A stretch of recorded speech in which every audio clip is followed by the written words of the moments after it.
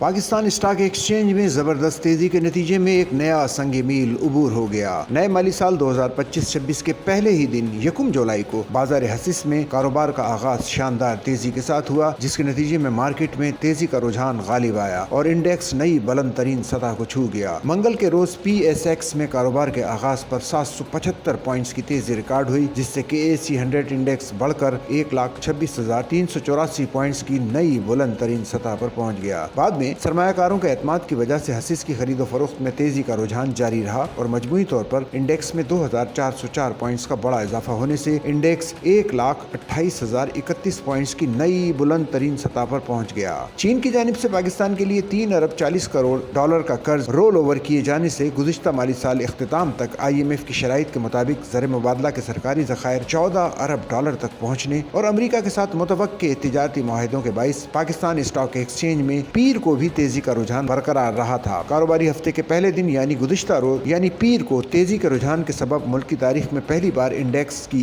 1,25,000 points की सतह भी उबूर कर गया था।